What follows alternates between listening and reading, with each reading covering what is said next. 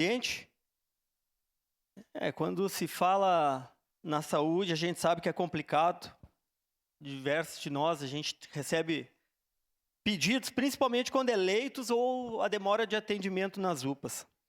Em relação a este caso, acho que sim, o nosso dever aqui é fiscalizar, e quanto mais fiscalizar, melhor é a forma de nós rever alguns movimentos para entregar um serviço melhor para a nossa comunidade. Sim, estarei conversando com o governo, levando a matéria de hoje, no sentido que, quando acontece uma fiscalização nesse sentido, onde a gente sabe, dá um exemplo em uma empresa, quando está lá o empresário, tem em torno de 100 funcionários e sempre tem um que outro que não vai fazer o dever de casa e muitas vezes o cara não fica sabendo. A gente sabe da dificuldade aqui do município em relação à questão da saúde, mas a gente vê que esse caso apresentado, essa fiscalização feita pelos vereadores Iago e Daiane Mello é de bom proveito. Porque se há a questão daquele horário ali, que iniciaram o atendimento às 20 horas e às 11 horas já se estava fazendo um intervalo, realmente o município ele precisa fiscalizar.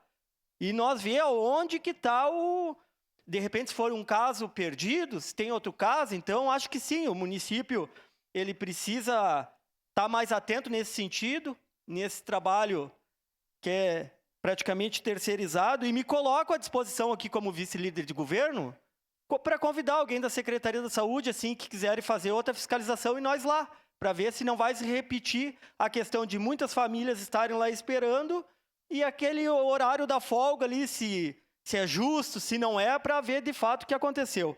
Mas eu quero aproveitar esse tempo aqui para falar sobre... Na verdade, estou comemorando a volta do meu colega Ed Eloy Fris, com a experiência que ele tem no governo, no sentido das relações comunitárias, onde meu colega de bancada, que o vereador D'Ambrosa atuou, e atuou muito bem, e deixou alguns trabalhos engatilhados lá para a nossa comunidade, que é a porta de entrada, né, para os bairros aqui na prefeitura.